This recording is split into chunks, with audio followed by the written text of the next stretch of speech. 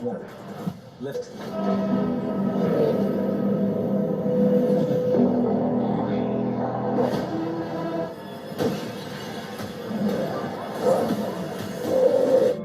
It's only fragments.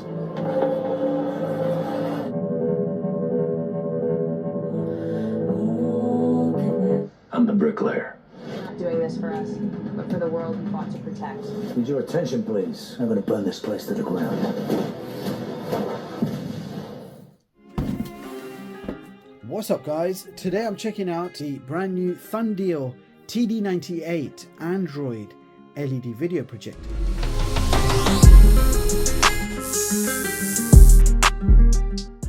Now this projector features some pretty decent specifications for the price, and inside the box you will get a user manual, an HDMI cable, a European power cable and a UK power adapter included in the box. This also comes with a handy remote control. It's powered by two AAA batteries, and the batteries are not included in the box. And last but not least, of course, you get the projector itself. Alright, so let's quickly check out the specifications. This is an LED video projector. Lamp life is 50,000 hours. Brightness is 12,000 lumens. Contrast ratio is 20,000 to 1. We have a native 1080p resolution, so that's 1920 by 1080. This projector does feature 96% DCI-P3 color gamut. You've got full Android version 9 pre-installed for you. This features 5 GHz Wi-Fi, Bluetooth version 5. You've got autofocus and auto keystone correction. Maximum optimal screen size is 300 inches. And this does feature 15-watt stereo speakers built in. So this is a full-size projector. We've got a fabric finish on the top. We've got this mesh grille going all the way around. On the front, you can see it says Full HD 1080p. You've got your lens with a lens cap covering the main lens. We've also got sensors here for the autofocus and auto keystone correction. There are some navigational controls on top, including power button. Okay, on the side, we have a power socket at the bottom and some vents. On the back, we have all our main connectivity. So we've got a headphone jack, AV port. We've got two USB 2 ports for multimedia playback. We've got two HDMI inputs, so you can connect your favorite game console or even TV box and enjoy that on a screen up to 300 inches. We've even got an Ethernet port, guys, which is quite interesting. If we keep going, nothing on this side, and that will bring us back to the front of the projector. And here is a quick look at the bottom. You can see we do have a screw, and that is for elevation should you need it. And if we remove one of the rubber feet, you can actually see we do have a tripod thread behind there. So there are 4 tripod threads, so you can mount this to a universal ceiling mount. Okay, so I have the projector set up, and the first thing I like to do is test out that fan noise. So standing right next to the projector, you can expect a fan noise of around 48 decibels. And if we move 1 meter back, the fan noise drops down to around 43 decibels. Okay, so we're situated nearly 3 meters away from the wall in front of us, and we're projecting just over 95 inches. So you're looking at the home screen. This is Android version 9. You can see a whole bunch of apps are pre-installed. You've got Netflix, Prime, Disney, YouTube, HBO Max, and a few others. At the top, we've got a navigation bar, and it shows you home, apps, video, music, and then you've got your settings. Now the first thing I want to say is picture quality looks very bright and clear. The top corner over here is slightly out of focus. This projector does have autofocus, and the remote control also has manual focus buttons. So if it wasn't perfect, you can fine tune the focus adjustment in order to get it perfect. The first thing I want to test on this projector is screen mirroring. This projector does support mirroring with both iOS or Miracast. Grab my iPhone. If we swipe down from the top, tap on mirroring, you can see it says Birdcast. Tap on it, and any second now, our screen should be mirrored. And you can see screen mirroring working absolutely fine with minimal lag. So nice and easy to connect to iPhones. We're going to try and mirror our Android screen. This is the Samsung Galaxy S23 Ultra. Let's see if that works. Okay, Android screen mirroring working absolutely fine. I have connected with my S23 Ultra, and you can see quick and easy to connect, and it's working with very minimal lag. So screen mirroring working on both Android and iOS with no issues. Alright, so now we're going to test out the multimedia functionality. I'm going to connect a USB flash drive, and we're going to try playing some multimedia directly off the drive. My 128GB SanDisk has been detected. If I open it up, and we're going to go straight to the 4K folder and try playing back some high bitrate 4K jellyfish demos, starting off with 160 megabits per second. So high bitrate, 160 megabits per second. This is a 4K jellyfish demo, and you can see it's actually struggling to play back. So yeah, it's not going to play back high bitrate. Let's just go back. We don't want to trouble the projector too much. Let's try playing back some 4K 60. See if it can handle it. Again, VLC player.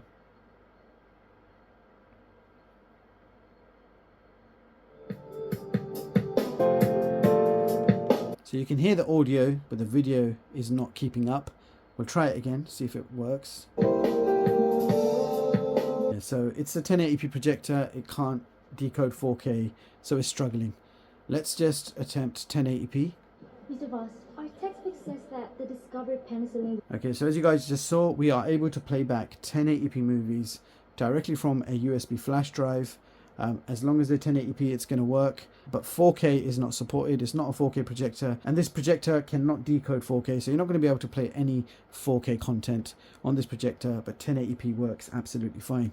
Alright, so now we're going to play a whole bunch of trailers on YouTube. The maximum streaming quality supported on YouTube is 1080p at 60 FPS. And it doesn't look like we have support for HDR. So let's see how it plays.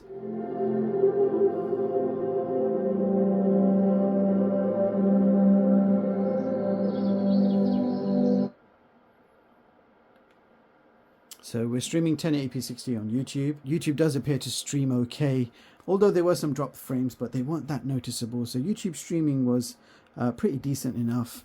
We'll have a close-up of the lizard. You can see the picture quality, the colors, and the brightness are very good. So very nice, bright image quality. I do want to switch on the light to give you guys an idea of what daytime use would be like. And that is my studio light I just switched on. It's a 100-watt white bulb. And you can see the image is still visible, so very bright image.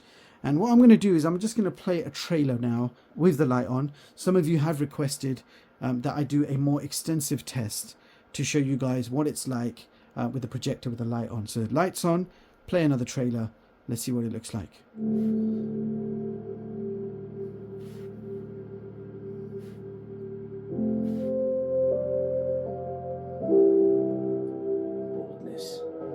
Blue, on the other hand, exudes calmness and tranquility.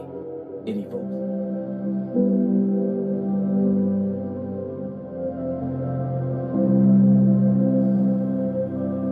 The picture quality is very bright for daytime use. It actually looks pretty good to me. The speaker quality is really good. Sound is really nice. Loud, powerful sound. I'm only at 50% volume and I can't turn that volume any higher. It's that loud already. Let's play a few more trailers. Ready? 3, 2, 1. Lift.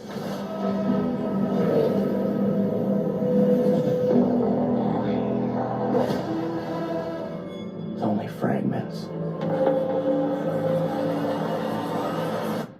Its form is its function. That gives me peace. Can I help you? I'm the bricklayer. I see you in every creation, every moment we shared.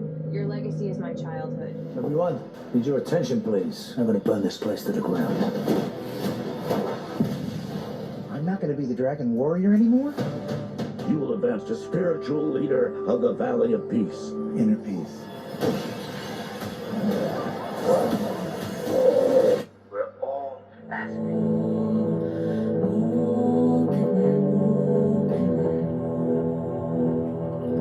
I'm asking forgiveness for what I'm about to do. Savages. Gang. I'm making chocolate, of course. How do you like it? Dark, white, nutty, absolutely insane. Many people have come here. This projector has Netflix built in, and I did sign in and it appears to work fine, although it is limited to SD quality. So we've got SD quality Netflix with the built-in app. Okay, so I've just connected to my PlayStation 5 via HDMI, and here is the current video output signal. It supports 1080p 60 as expected, and there is no support for HDR. So let's check out some gameplay.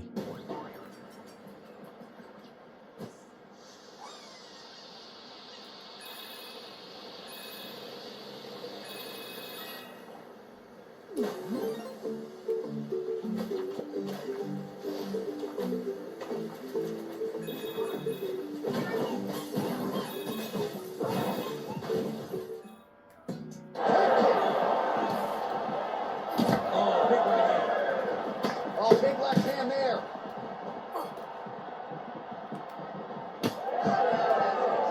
Well, DC kind of just playing with him at this point, right? You think he's got to go in and just get him out of there. Well, he's trying, but he gets a little bit anxious. He starts to throw a lot of punches and not the right punches. And because he's throwing so much, he keeps missing. Oh, my goodness! Yeah, that was...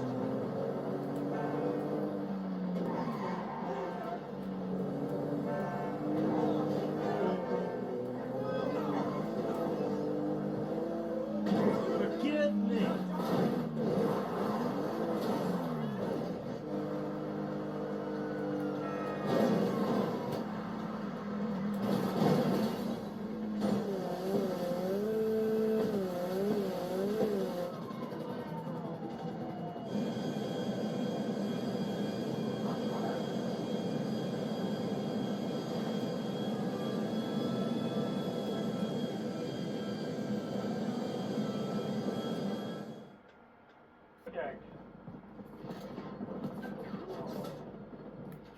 We have taken the lead. Destroy the turret.